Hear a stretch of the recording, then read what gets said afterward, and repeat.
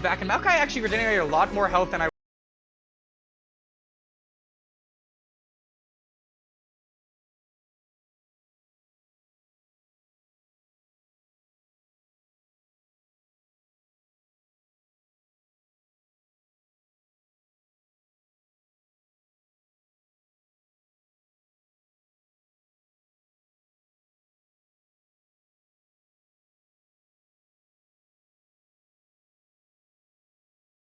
Hey everybody. World just really those kind of impacts making a huge difference in the gold.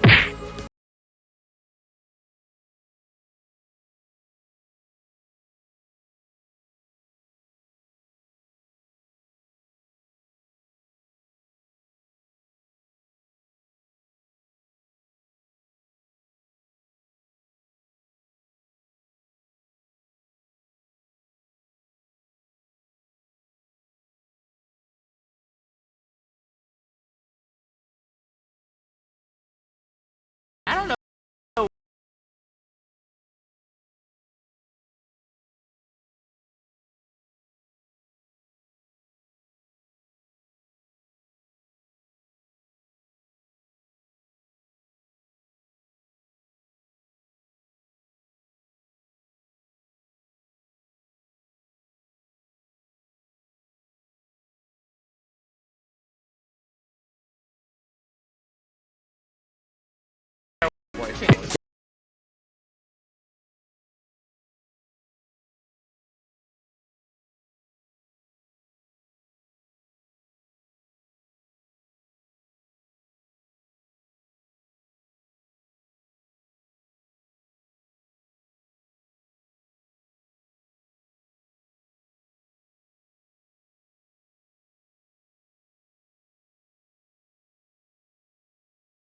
Hey everybody, and welcome back. Come on, Series. coming back a little bit. I don't know if I was able to get too much.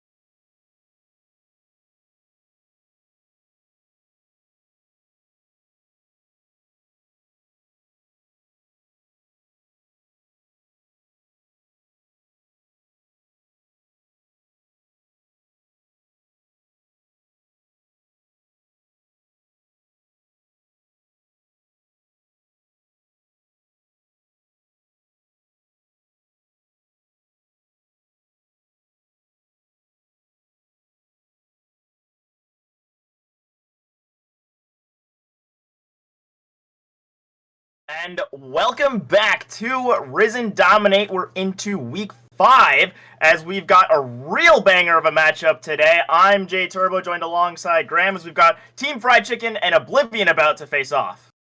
Yes, we do. And in fact, these are the two teams that are going to be topping our group right here in the second group, I believe, Group B. So will be very interesting to see, as this will decide pretty much how the seeding will go for the next round. So really looking forward to this. But it looks like we'll be hopping into draft very shortly, as the Bard Hover for their own Bardo support will be given. But I don't think they'll be the one banning it away from themselves. Yeah, not expecting that one. Getting rid of the Seraphine standard flex pick. Solid way to start things off, as I'm just really excited to see, again, two of the top teams in this group facing off against each other. And of course, TCF, you just gotta get rid of that Bard when his name's literally Bardo support. Yeah, very much so. Gangplank being taken off the table as well. Does look like Oblivion doesn't really want to give away any of these really hyper-scaling picks over to the Team Fried Chicken, so maybe they're looking for some sort of early game sort of comp, but they will switch over to the Maokai, and that's actually a champion that we were talking about quite a bit. It actually looks like they're just hovering over their own champions there, but just a little bit quick aside of Maokai, as I believe it is your background for today, John. Yes, I got to it's weird. It's like you can see him. Yeah, he's looking all spooky. Yeah, exactly. Maokai has been, how do you say, a problem for pro play.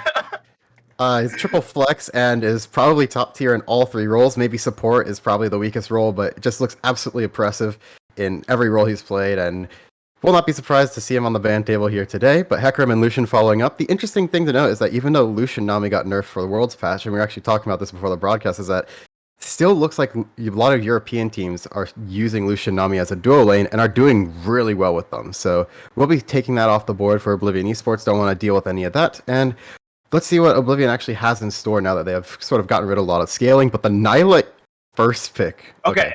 That makes a lot more sense. The Silas, it's better. that's more what we were expecting. I was gonna say they go for a Nilah first pick. This is RNG in play-ins all over again. But Silas, very, very standard in the current meta, is a very solid blind pick, as well as just has that carry potential that Silas is really known for. Now it's going to be a question of how TCF responds. Wouldn't be surprised if you go very, very simple, very basic, get like the Kai'Sa or the Caitlyn, and there it is. Caitlyn locked in. Huge contested pick. Yeah, good read on that one. Caitlyn has been super oppressive. I believe the stats for the Worlds has actually been that Caitlyn isn't winning that much, but it doesn't change the fact that Caitlyn is still dominating, and in the hands of a good team and a good bot lane, it is absolutely oppressive to deal with. They will lock in the Graves. That is sort of another aspect of the jungling. We talked about the Maokai, but it seems like a lot of the junglers at Worlds right now have sort of split into 2 groups. Either they're playing the supportive tanks, they're playing Maokai, they're playing Sejuani. They just want to play for their solo lanes, or they're playing the Graves, the Hecarim, and they're trying to carry the game. So a little bit of a dichotomy there. We're always seeing the Graves come from Team Fried Chicken, but Sivir locked in.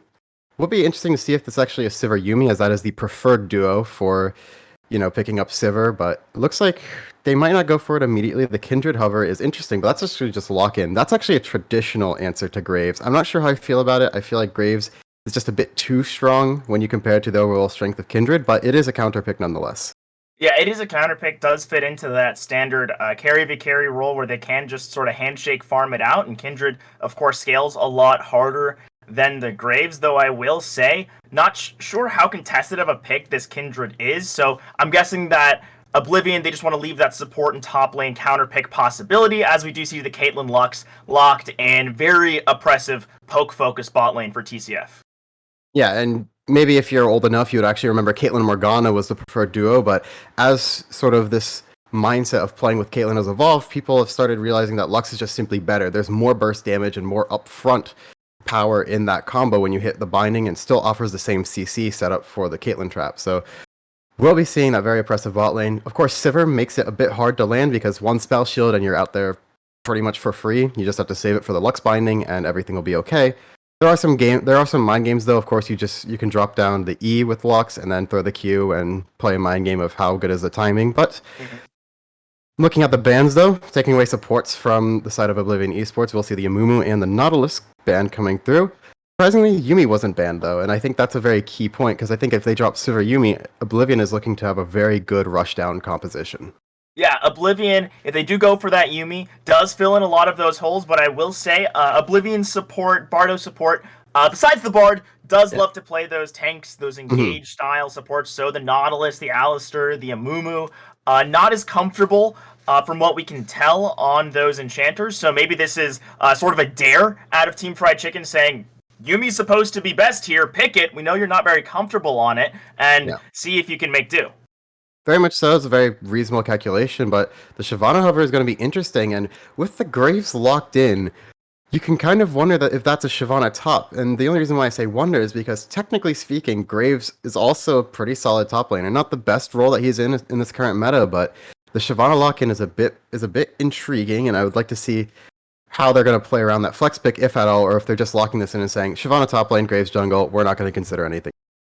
Yeah, there is that flex calculation that you're bringing up that I think is really interesting, where if TCF did pick this Graves as a flex, that would be some serious five-head drafting, but just based on their players, Jackie Chan really does like playing those carry-style junglers, the Hecarim, the Graves, the J4, likes to get involved, whereas our Gru on the top side, on that more supportive role, likes to go for tanks, as we see a Darius locked-in response for that Shyvana, so expecting some action, and Oblivion also really solidifying that rundown in the Karma. Yeah, very much. Oh my god! Okay, we didn't even get to talk about that when the Hyper lock comes in. So, I'm guessing that's Heimer mid because I don't really see where else it could go unless that's Shyvana mid, and then we get into really crazy territory.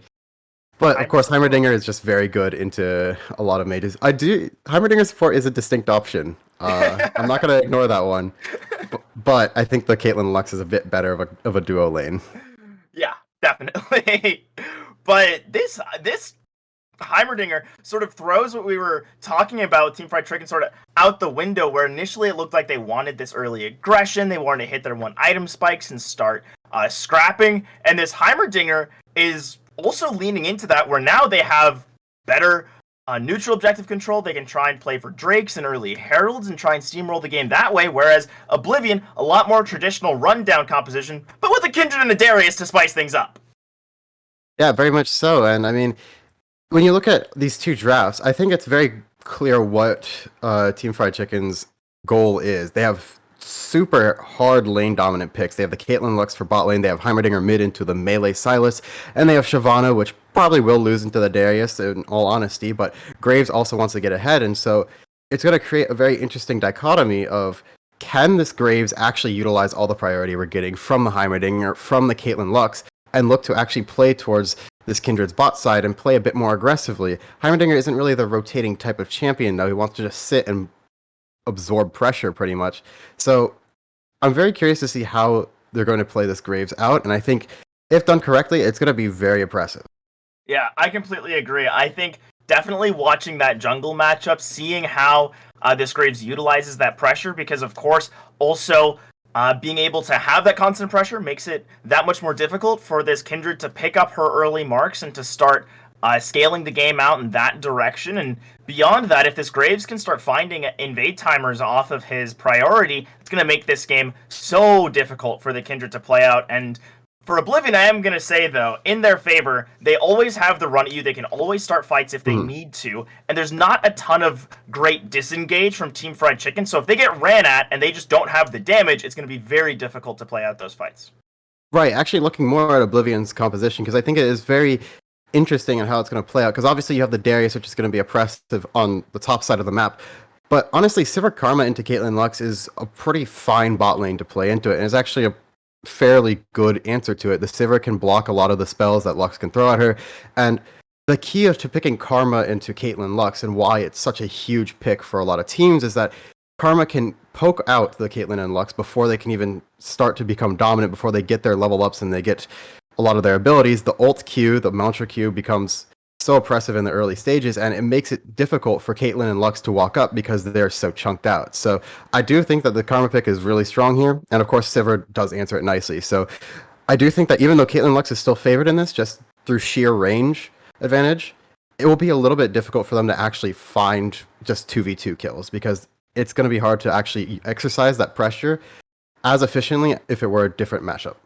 Yeah, and another point that just sort of came to my mind is, with this Sivir and Karma able to withstand that pressure, it means that they're also okay conceding this weak side, and it allows for Oblivion to focus more towards their strong top side, where this Darius wants to be winning that matchup against the Shyvana, looking for solo kills, or if this Sylas is just getting constantly shoved, it may mean that a better option off a reset is just to find a gank top side, snowball that Darius, and allow him to take over the game.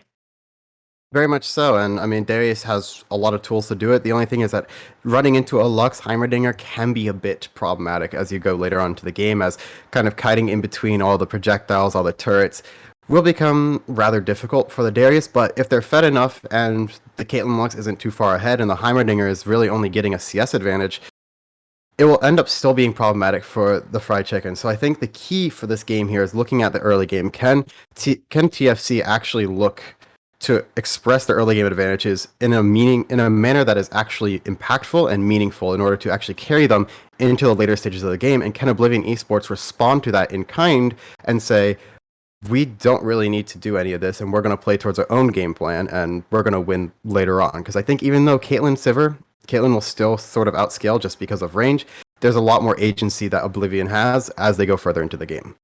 Yeah, and that's going to be the real question, how these two compositions fare into each other, how they answer each other, and whether or not they're allowed to play the style of game that they want. But with that being said, we've got the drafts, we've got the compositions, and now we're just waiting for the players. So we're going to take a few moments, a very, very short break, as we're going to kick off Game 1 between Oblivion eSports and Team Fried Chicken. Who will top group number 2? Series starts right after this short break. To the Risen recap. Today we're looking towards Risen Unstoppable, and the stream started off with a bang. Quicksand asleep. It's the first game of Unstoppable Risen Premade. Come on, get up. But I gotta say, he was smooth once he rolled into it. And our first series was Big Bongo Boys playing up against Clarity Black. For the first 20 minutes of the game, it was a bit of fighting in the top lane, but not much happened besides that. Oh, but the engage coming out from Sejuani, but it's trading back, and Maokai actually regenerated a lot more health than I would expected there. For Boxer Squirrel, just really those kind of impacts making a huge difference in the gold. Yeah, and I don't know whether I want to call them Triple B, BBB, or Big Bongo Boys, because they're not all same solos. Then there was a mega turnaround fight for the Big Bongo Boys after they made a big dragon attempt, but then they got challenged again for the dragon attempt, which Big Bongo Boys won the fight towards. On this side, and there's a 350 on the other side, but I can't clutch to it, and I can't clutch to it. But Boxer Squirrel in the midst of it all, unable to get too much out, but finds the Q before his last dies, and Chicken Fried.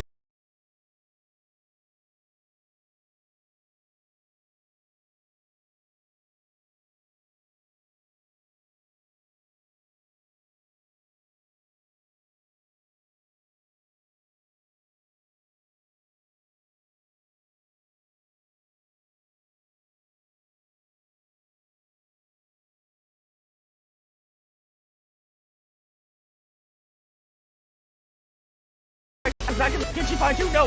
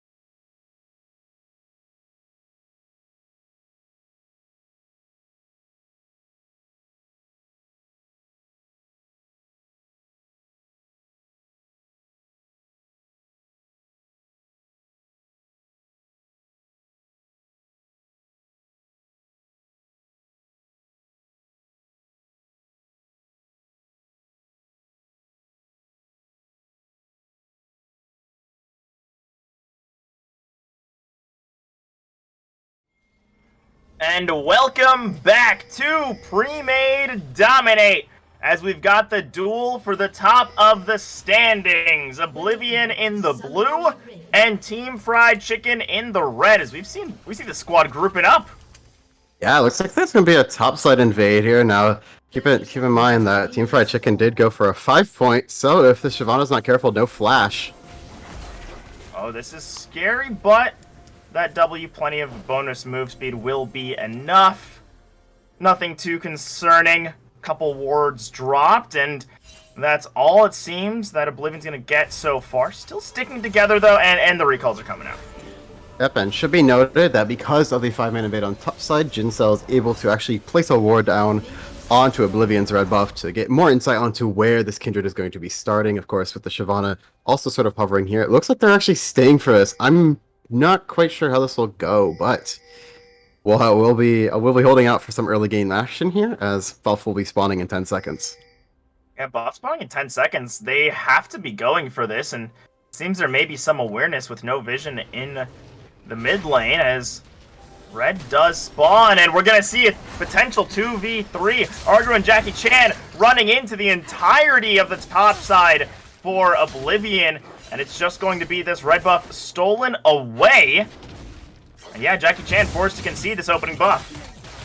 Yeah, so they will get that Smite Steal over, and of course Jackie Chan having to burn their flash will mean quite massive implications for the jungle here, but on the bot side though, the Caitlyn burning the flash there, I'm not sure if that was quite necessary, but avoiding as much damage as possible. That being said though, because the Sylas went to help in that early invade, that does mean that Heimerdinger gets the early push, and they miss out on a lot of minions to the tower. Yeah, this is gonna be rough for the Sylas, that extra time, losing a couple creeps and also just allowing for the bot kill on this Heimerdinger to get that ideal setup and get exactly what he wants for the mid lane, and just going to make life very difficult, as we can already see, just advancing that turret line and keeping Mentos stuck behind enemy lines. Yeah, do note that this Strace is now sort of gone for an interesting clear. Now, this is more common nowadays, where actually you won't go for your buff, your Raptors, Wolves, and then Blue, but you actually, instead of course he didn't get his red buff, you actually went for the Raptors, Wolves into Gromp, and that actually also gives you level 3. So, a bit quicker and a bit more, well, it doesn't give you level 3 actually, but it gives you a little bit more health and a little bit more sustain to do the buff after a level 1 start. So, do like the adaptation there, but that being said, he will get 3 buffed and will be quite behind this Kindred. Yeah, will be quite behind it. That's not how this Graves really wants to start the game off, as its bot lane is certainly not going the way that Team Fried Chicken wanted, with Earl King so chunked out this early on. Yeah, they do actually have sight of the Kindred. They know where it's pathing due to the wards onto the red buff, as well as the Raptors spotted on, but a little bit of a trade bot lane here, actually. Yeah, Younglin's still moving, and remember, Jincell with no flash does still have the exhaust, but this is a no-heal bot lane as they're baiting for the Graves. Jackie Chan is here. Younglin slowed up, the slow absorb, but that near sight will be enough, and instead of flashing, it's just going to be a death as the bot kill, under pressure, finds one back. Kill goes over to Headhunt, and I believe will pick up that first mark. So still, advantage to the side of Team Fried Chicken. Yeah, it was a little bit greedy there from Younglin on the bot side. Actually held both sums there. Didn't think the Lux Binding would actually hit. Thought they could walk out, but of course, still got hit and ended up giving away their life to the Caitlyn there. Will be a massive lead for this Caitlyn now, and certainly a very good start to an aggressive lane like this, but in the mid lane, Stet literally roaming down, and it looks like they're actually going to say, we're swapping anyway, and we have moved the Sylas up to the Shyvana, but solo kill?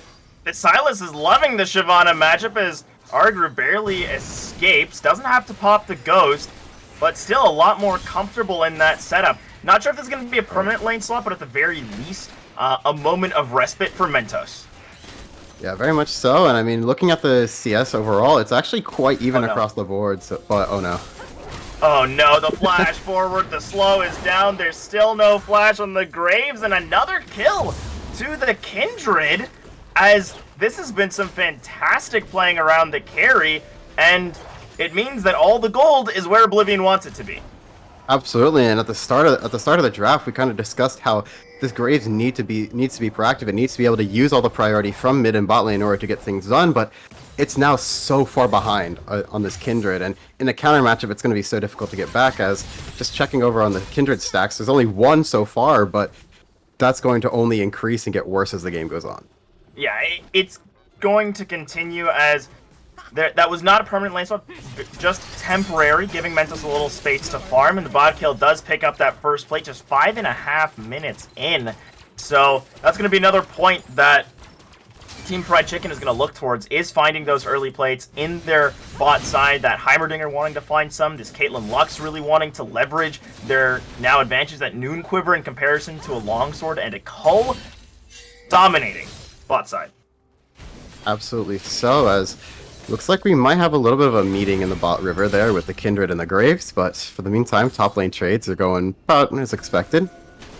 As expected, the Darius looks very scary, but takes a little too much damage for it. So now Jackie Chan still asserting himself, as even though he doesn't have quite the same power as that Noon Quiver, the serrated Dirk still very, very efficient on Graves, and at about the 5-minute mark as far as his back, he's still at his relative standard power level, so at the very least, is still that capacity for agency, is still the opportunity to look for some objectives, as he's starting to play around the Drake, but we'll just look towards a gank bot side, but we'll get spotted out, so bot side of Oblivion should be fully aware. Very much so, but that being said, this Drake is going to be pretty much free, as Caitlyn Lux most certainly will be able to get the push, but, you know, it's Sivir, you never know, the wave clear might just be too much, as it looks like they had different ideas, but Graves will start up the dragon nonetheless, knowing that Kindred had to have been pathing topside because nothing else in his bot camps, and he'll be getting a free objective. And that free objective will certainly help out, as well as the Mark actually just focus on the Mark, didn't take the Drake. So, still denying an objective for Headhunt, but not quite as strong as he wanted, as Headhunt actually stealing away some chickens. And Jackie Chan gonna lose another camp, as there won't quite be the red buff time with Argru roaming up and Bodkill as well. Yeah, but I mean, even though this Kindred's doing all this invading, it's still the Graves with a farm lead, about 1.5 camps up, and after he takes the red buff for himself for the first time in the game, we'll be sitting more or less okay. I mean, of course, there's still a 2-kill deficit, but you're not going to be too mad at that after how the early game went. Definitely not. From losing a buff and getting 3 buffed in the early game, only being down a couple hundred gold and still being ahead on farm, that's exactly where you want to be as the Graves. You farm bill 6, but now Earl King does get spotted. Stead is waiting, and that's one thing I've noticed out of Oblivion. They like to play really cheeky in a sense, where they go for these death brushes, they try to bring their team all the way up the map, and actually they've brought the entire squad for this Herald. Yeah, we're going to actually have, it looks like a 5v5 for this objective here, but right now Oblivion does have the prio here, and Silas is actually sacking the wave in order to just be there for the fight. It's very low mana on the mid laner for Oblivion though, but looks like they'll be able to secure this. We'll be able to secure it, now just watching for if there will be a fight in the follow-up. Shyvana ulti popped, but not catching the Silas, means Oblivion's just going to walk this one out. Yeah, the only thing they lost was a little bit of the mid wave there, so I think they'll be more than happy to take that in exchange for 2, maybe 3, even 4 if they're lucky tower plates there. So good objective control from Oblivion eSports in this early game. And of course, with Headhunt picking that one up, we'll be guaranteed at least 160 gold off of those plates, so long as it gets dropped. And that's again more investment into this late game carry, as if Kindred gets going, she's a force to be reckoned with. Yeah, but looks like the Mountain Dragon will be going over to Team Fried Chicken as a response. A little bit of a compensation there for losing out on the Rift Herald, so they won't be too upset about that, as they do have the gold lead, and of course, the Rift Herald doesn't necessarily mean anything until you drop it down, so if they just read the play right, and they actually are able to respond to the Rift Herald drop on the correct side of the map, then might not be a bad trade over in the long run. Might not be too bad, as I would also say that Team Fried Chicken do want to have stacking dragons as a part of their game plan. The Bodkill can just lock down neutral objective zones, as Youngling doesn't know that there is a Grace here, but still getting rid of that Blast Plant, denying some of those gank options, and Jackie Chan continuing to remove those marks from the map in the Gromp this time round.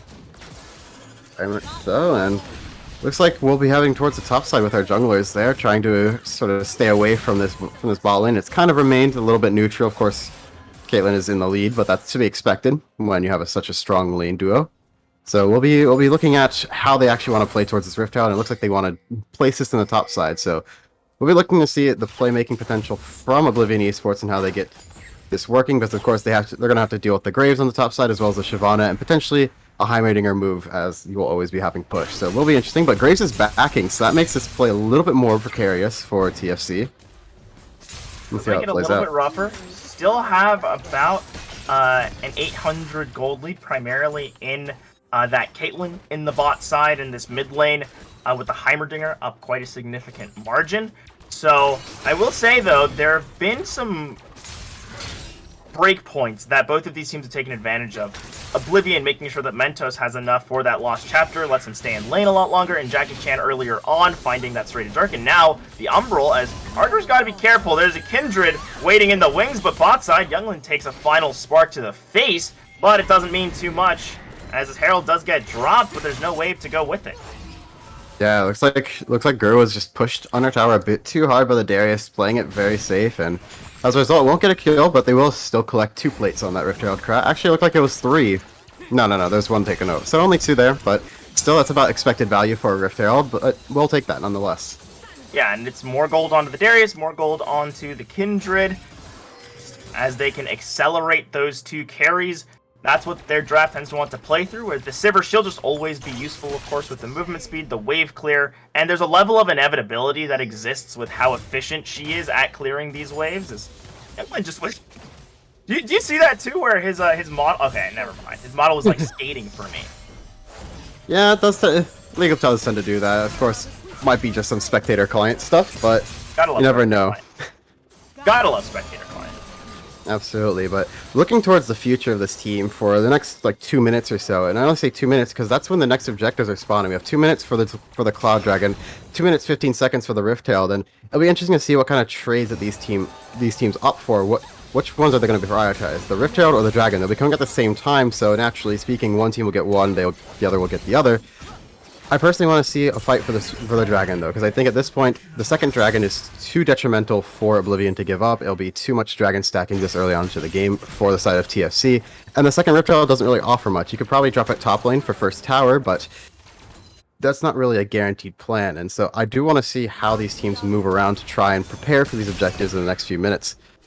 Yeah, I do as well. As also with Mountain and Cloud being the 2 Drakes we've seen so far, that means we're getting either a Hextech, Infernal, or Ocean. So all of those souls incredibly powerful, and you do not want to be giving Team Fried Chicken over any of those extra advantages with how they're already holding a bit of a lead and how they have team members that can use any of those buffs fantastically well. Very much so, but 1 minute to go on the objectives here. As a lot of conglomeration on the mid lane here, but flash burned, double ulti. Flash burn, double ulti, but now Headhunt running into the mix with Jackie Chan, and you still cannot underestimate the Graves damage as Argery jumps over the wall. Headhunt desperately trying to kite it away, but still not enough abilities. We'll be able to do a little bit. The bod kill stays alive somehow off the bleed, and Argery does get Headhunt. As this is all looking up for Team Fried Chicken as they want to keep fighting. Mentos a little too far forward, will escape as that final spark only hits Bardo. Yeah, a little bit aggressive from Headhunt. Went into knowing that he has his team in the vicinity, saying we can fight this if I run into anyone, but they got caught in a mid-skirmish there, and of course the mistiming on the Darius Q means that the bod kill will get away, I won't say without a scratch, he was on like 10 health, but you know, will not go down, and that's the key part there. So we'll be 1-0 overall as the objectives are now spawning up, and looks like the TFC will be heading towards this bot side for the continued Dragon stacking, which I think is the correct play, but looking at the movement of Oblivion, Headhunt is actually heading up towards the second Rift Herald here, saying that we don't want to fight this, we don't think we really need to, they have the early game, we want to sort of play this a little bit slower and wait for us to reach better item spikes. Yeah, I completely agree. I think that this is the right call for both teams, where with Oblivion losing that fight, not having any priority and not having any wave coverage alongside any vision, just get this Herald, give yourself an objective, give yourself something that you can maybe look towards the side lane, start pushing things in, but otherwise just play slower because, again, this team does scale out, but we see it is going to be an Infernal Soul. So if those Infernals are to stack up, this Graves, this Caitlyn, this Heimerdinger just gets so scary. Very much so, but we'll have to see how they decide to play out, because of course the play here now is, say, we have the second Rift Herald, first tower hasn't been taken yet, so you want to drop this top lane, we want to get that tower down. so that we can secure first tower gold, and then we can actually use that gold advantage and say, yeah, sure, you have stats from the dragon, but we're going to eventually win in the long run, and we have maybe better team fighting. It's honestly arguable which team has better team fighting. They both have pretty solid ups and downs, but either way, it's going to be looking for more of a gold advantage rather than looking at the sort of theoretical, well, we have 2 dragons, so we are in a better game state. Yeah, but, I mean, even now, even though it's only about 1k, not super important, as again, the scaling team does want to be at about this position at the 15-minute mark. They're still not converting that gold quite yet. That first Herald only picking up the base level of plates, and again, as you mentioned, that first tower not having fallen quite yet, but also this Kindred still only with 1 stack, finally trying to pick up that second with the Rift Scuttler. It just speaks to how this Kindred was really heavily invested in and hasn't quite paid off yet, but we are still relatively early on. Right, very much so. I mean, 2 stacks at 16 minutes is pretty slow-paced overall. Usually you'd probably be around 3 if you're really lucky, 4, and if super lucky, 5. So it is a little bit behind pace. It's not necessarily too breaking for the champions, so it's not like the end of the world or anything, but it is important to note that this Kindred is not as accelerated as they probably want it to be. Yeah, it does look like Team Fried Chicken are going to walk into that top blue side, want to pick up first tower for themselves, really focusing a lot of resources towards this top side, and also the mid lane about to fall. Now the bod kill getting collapsed on by Headhunt, but you've got to watch out for this Heimerdinger. His turret's just whittling away its stat as Bodkills wants to turn this into 2 separate 1v1s, and actually just a stun onto Headhunt. Had the Lamb's Respite, but was stunned up too long. First turret goes down top side, the second soon to fall mid, as Team Fried Chicken outplaying the bot side and fantastic macro on the top side. Yeah, it's a little bit confusing for me why Headhunt decided to go for that. I mean, Heimerdinger at this point in the game is going to be super strong, and neither of you are particularly fed, so trying to actually 2v1 him is, of course, going to be a super challenging task, and of course the play was reading that, like, we're probably not going to be able to actually answer the top side of the map, and we're not going to be able to contest what they're doing, so we need to make something happen on the other side of the map, and I don't necessarily agree with that logic. I think it's fine to just sit on top lane and defend what they're trying to do, instead of trying to go for a play that isn't guaranteed to work out.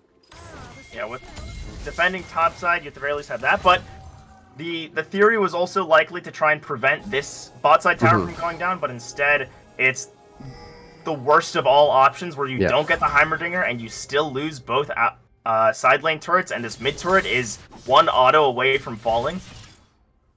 Yeah, and with that mid turret down, though, that will open up the map quite substantially for TFC. So, of course, with the 2 side lane towers being gone, it does also open the map up. But the most important one is the mid lane tower. It allows you to rotate much more cleanly into a lot of the choke points and get to your team and much faster than you would to be able to normally. So you do want to get that down. And, of course, with no one defending it as of now, I imagine the Caitlyn's just going to be happy walking up and hitting that a little bit. But Rift Herald dropped in the top side. Should collect up that tower. I don't know the exact health bars of it, but I can't imagine it won't collect it, as we'll go over as the first tower for Oblivion eSports will be picked up, but of course mid lane tower will go down. Lane tower going down, but it looks like they want to fight. Stet gets a triple Q, and that's going to be a shutdown for the Kindred. Quickly responded to onto Younglin with this Sivir. Ardru running into the fight is the bod kill. This Heimerdinger is large and in charge. Going to find Headhunt once again. Jackie Chan collects 1 more kill, and Drake spawning in just another 35 seconds. That's going to likely be sole point for TFC. Oh, absolutely. I mean, at this point in the game, the gold lead is super incremental here. I mean, 3,200-ish about for the lead in the favor of TFC here. And of course, with a bunch of members now only respawning for the side of Oblivion, you can imagine that the Drake spawning in 15 seconds will be going over to the TFC, but looks like they're actually going to take a back, want to spend the gold that they just collected. Understandably so, there's no real rush to actually get this done. The Dragon's still spawning, and they're not exactly worried about losing a fight to Oblivion at this point in the game.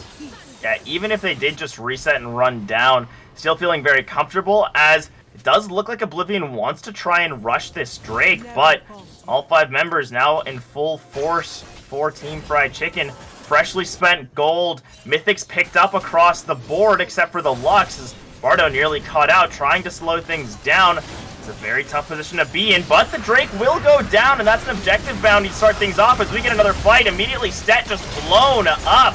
Mentos the next to fall. Bardo support soon to follow as 3 kills for the Drake. Yeah, and that's going to collect up a massive advantage for TFC, as they can now just move over to the Baron and say, cool, you got the Infernal Dragon, but we got 3 kills. We're going to head to the Baron right now, and we're going to end this game within the next 5 minutes. Yeah, they're definitely looking towards ending this game very, very soon, accelerating the pace, as their map play has been really, really fantastic, constantly operating in a question of what's next.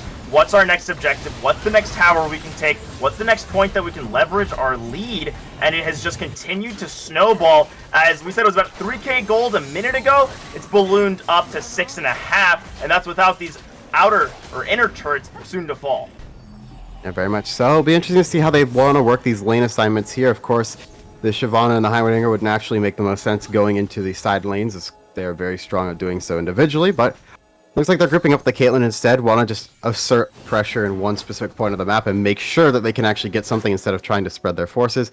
Don't know how I feel about that, but it might work out just fine for them. They are extremely ahead after all, so we'll have to see what they're going, but movement towards the bot side here for both teams is a bit intriguing, as there's not really much of a minion wave for the side of TFC, so a bit peculiar, but looks like they'll be able to collect the kill on the Silas. Yeah, they are going to have to wait. Mentos trying to find something. Does actually use that dash to the bot kill.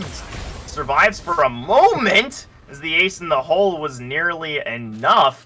Barely escaping was Mentos due to that extra HP from this Syndra form, or Shyvana form.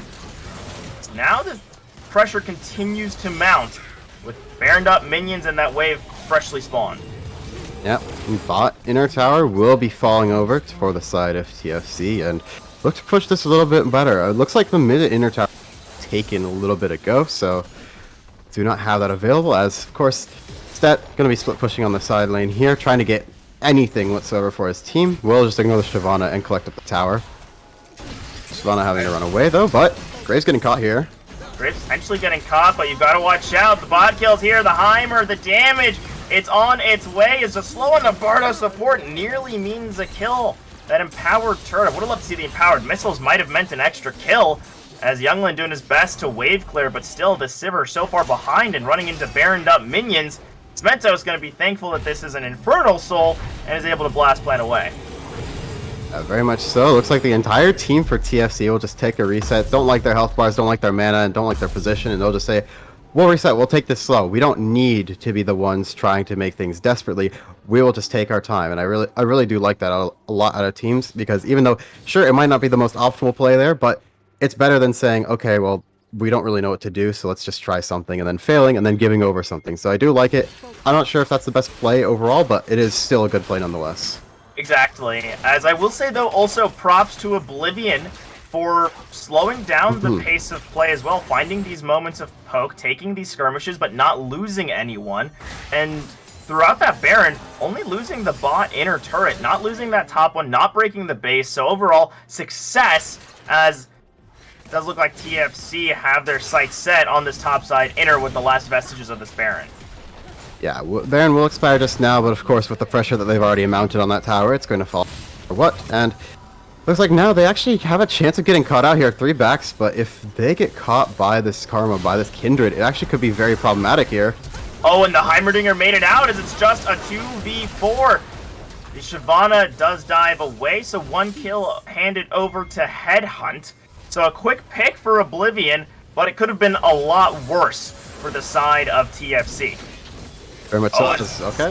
Stet wants to keep going. Arguru running down. The guillotine finds those last couple ticks, and it will be another shutdown heading on to Youngland. So lots of resources starting to find their way into the pockets of Oblivion. Yeah, as and with this their actually... earlier... Oh, sorry. Yeah, go ahead. This is actually going to be a little bit of a problem for TFC, though, as Shyvana's timer is going to be linked up more or less with the dragon spawn, so it'll be pretty much a 4v5 for a good portion of the time. It's no TP, so we'll not be able to instantly come in, so we'll have to see if Oblivion can actually take advantage of this and use that small time window of about like 15-ish seconds, probably about 10 with home guards, to actually make use of the Shyvana being dead. Yeah, I'm gonna have to try and make use of it, but the bod kill has so much zone control with these turrets. Stet drops the ward, apprehend. Cooldown burned, a few seconds on that. As 5 members strong, Oblivion look to make a stand while Argro isn't here. Dragon has been aggroed. It looks like Oblivion want to try and just burst this before the Shyvana gets here and then worry about the fight after as it's low. Actually, Lamb's Respite popped. The Dragon won't die. It's going to be a smite fight. Objective bounty for Headhunt as Oblivion is just going to walk this one out. And another chunk of change. Slowing down the game. Oblivion are keeping themselves in this. Yeah, and that was honestly a little bit shaky for me because Headhunt smited the Heimerdinger ultimate tower well before the Dragon Gone though. So honestly, it's really a miracle that they were able to get that, and kind of a misplay from Jackie Chan not being able to smite that properly. It was stuck at 970, so calculations might have been a bit off, but still, good pickup from Oblivion nonetheless, and a little bit of a 1v1 here. It's a 1v1, but Stet looking to make it a 2v1 as Mentos didn't get the knockback he wanted as the two Shyvanas dueled each other, and that's going to be it. Each Dragon going to walk away. Man, this gold lead was actually at about 6,000 more or less when we last checked in. It's now shrunk down to only about 3.5. So Oblivion doing a really good job of playing this super measured game and being able to say, okay, we're only going to take what we know we can get. And being able to exploit a lot of the weaknesses in TFC's positioning there. Not really too much, and of course, the Shyvana not being there to buy space for the rest of the TFC was extremely crucial to allow Oblivion into the Dragon Pit. So, well played on getting back a little bit into this game. Of course, they're still not out of the woods yet. 3.5k is still a pretty significant advantage, but they are much better off now. Much better off, and Younglin on this Sivir is starting to scale up, has the Phantom Dancer in addition to the Kraken, and building towards that Lord Dominic's regards. So, some big damage that could be coming in. I was worried that Stet was about to get caught out. No CC chain for the Darius, as now Jackie Chan a little far forward. Not sure about Younglin either. Shirelia's and on the hunt popped, but neither finding anything as some major cooldowns burned. It looks like TFC want to take advantage around this Baron. Yeah, it looks like they wanted to pull the trigger there onto the Graves, but they saw that the other half of their team was in the river, but of course, so was TFC, and now Baron's going to be started up by TFC here. This is going to be a pretty huge fight. It started, and I don't think that Oblivion realized how fast this is going down. You have to respect the Heimerdinger damage as it's getting shredded. Baron goes to the side of Team Fried Chicken. Now Mentos on the wrong side of the fight does drop down the big turret and is trying to bring this fight back. As Argru has the Dragon form, doesn't find the timing, and a quick shutdown onto the bod kill. This Darius is enabled, and it looks like Oblivion is just going to walk away with the win in this fight, but the Baron goes over to Team Fried Chicken. Yeah, a little bit of a miscalculation on the Baron damage there from Oblivion there. Didn't think that they would actually be able to melt it fast and get the mid tower in time, but alas, it's Heimerdinger, Caitlyn, Graves. I don't really know many other teams that can do Baron faster than that, honestly, so You got Kog'Maw and Azir and the Heimerdinger as Jincel just cut out in the side lane. Oh wait, actually no! Set goes down! Seems like they were just trying to leave it for Mentos, but didn't find the damage. As now, Argru getting chunked out by this Kindred. Lamb's Respite is available, but the burst is too big. As Mentos continuing to try and walk this one out, but a few unnecessary kills going over to TFC. And now it looks like Oblivion is being a little bit too greedy with how they're trying to play. They think that they need to be able to be the ones that they have the position. They need to be able to get these picks off, but they're still not at they're still not at an advantage. They don't have good enough positioning. They don't have enough damage to smoothly kill off one of the players. They have to take it slow, and they have to grind out the members of TFC, and they're trying to force things a bit too much. And now with Baron powered up, they're going to be pushing in onto the top side. They're looking to break the base. No Caitlyn, no problem. That Graves still is plenty of turret damage, as one final auto will be enough. And an exposed inhib off of this Baron. Very well done. That slower pace of play still working out for TFC. But Oblivion are continuing to scale. It's now a 3-item Sivir, nearing a 3-item Kindred, as these are going to be some really significant spikes, as this Graves going Serpents and Umbral might start to fall off. Yeah, absolutely. We'll be going for a full lethality build and not really too much to add to the scaling aspect, but, you know, there's not many full tank members on the side of Oblivion, so it's not like that damage will be sort of falling off as much as we'd expect if they had, for example, like an Ornn or a Maokai. So will still not be as relevant nonetheless as Sivert starts to get, like a Guardian Angel or some more defensive items. Darius finishes off some of his tanking items. But for now, it will still be pretty relevant and will be able to dish out quite a bit of damage here. But looks like they have a really nice flank here. The teleport will give away position here, though. Teleport gives away an initial position, but Headhunt just dives in. Nargu wants to start this fight off. Bardasport pops Shurelia's. All that speed, all that healing. Starting off the fight, Estet gets the tank out of the picture. The bot kill very, very low. Ooh. And the Sivir somehow still alive. Stet looking for more. Apprehend finds air as Dincel gonna free fire over the wall and a double for Jackie Chan as Bardo support gonna fall, but the Infernal Drake now 3 in a row and sole point for Oblivion secured, though the man advantage for TFC. Yeah, I think Oblivion's going to be more or less happy with that. They overextended a little bit on the back half of the fight after securing that the dragon was theirs. A little bit overextend from Stet, but now they have to give up a mid inhib, probably a little bit of a bot inhib as well. Maybe not the full inhib, but the tower will probably be going as well. Actually, no, they'll just rotate to the top inhib. I forgot that was taken earlier, but nonetheless, they're now on sole point, and after going down 2-0 in the Dragons early on in the game, they're setting up for a pretty decent late game, as this gold lead, even though it has expanded a little bit since we last checked in, as we get further and further into the game, that gold lead starts to mean less and less as people start maxing out their builds and start peaking with their gold usage. So we'll start to reach that point. Of course, Graves' inventory is completely filled. He does have room for one more complete item. Heimerdinger is also reaching that point, so they're already starting to reach sort of the climax of their team comp, and they can't get that much stronger from this point. So it's only uphill for Oblivion. That being said, though, TFC are still in the driver's seat, and they're still very much in command of this game.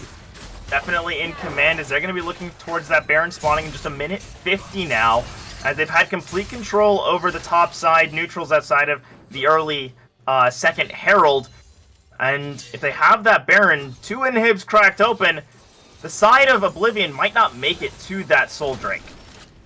Yeah, very much so. I mean, 2 inhibs down is pretty huge, and of course they're on the side of the Baron, but a little bit of a chunk out onto the Darius. Of course, has a little bit of magic resist, but we'll still not enjoy that nonetheless, as he's third of his health bar. Yeah, lose a third of his health bar is ferried out by the Shurelias, so at the very least there is that benefit as Jackie Chan stepping forward.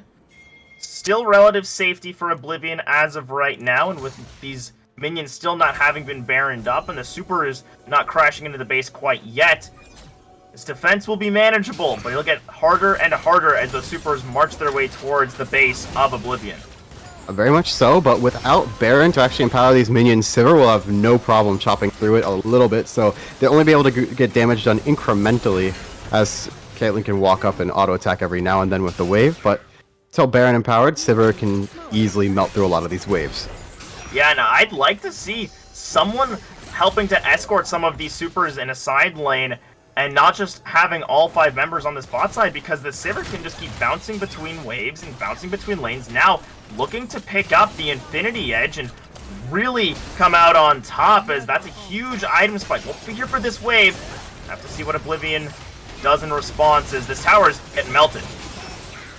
That's a huge chunk onto the Heimerdinger, actually. The tower is still going to be hanging on by a sliver of health, but nonetheless, look at the health bars on the side of TFC. They don't have the ability to actually stay here. Supers are actually going to be hitting onto the Nexus, on the Nexus towers for the side of Oblivion, but with no one to actually threaten anything else, Sivir is able to just cleanly pick that up, and looking at the item advantage now, it's actually Sivir that has the gold lead in terms of the ADC versus ADC matchup, despite falling so far behind because of the 4 item versus about 3 and 75th of an item. So I mean, Youngling's at 10 CS a minute. Yeah. So it's actually at like a little 11. closer to 11 or 10 and a half, something like that. So some really fantastic CS numbers put up by Youngling, and really the entire side of Oblivion with about the 250 mark for both mid laners, and actually it's just been huge CS across the board. But Jackie Chan looking to be caught out. Argru doing what he can to try and create some space. Mentos trying to stay alive, but will get shut down. Now 2 members gone. It's going to be up to the Sivir. Diving forward. All of the bouncing blades doing so much damage with the bot kill. He's on the flank. He's got the power stun, and that's going to be enough to shut down the Sivir. Shut down Oblivion as this Baron is up. But I think they just want the game. The death timers are too long, and this is going to be that final fight that TFC was looking for. Yeah, that was the fight for TFC, and that's going to be the game 1 picked up for TFC there. A little bit aggressive from Oblivion to try and make a pick when it was their Sivir, the person that we are looking towards to actually carry a lot of these late game fights, as we saw in that fight towards the back end, where absolutely shredding through the Shyvana and the ricochets. But without that there's no damage, and of course, the Kindred getting caught out with the Lamb's Respite up nonetheless will end up proving to be the demise for Oblivion. Yeah, that'll prove to be it. The jungle mid combo getting just caught out a little bit too far forward will lead to Oblivion falling game 1 and TFC starting off strong in this match between two real titans of the league, as even though the kill score was pretty one-sided and it felt like the game was really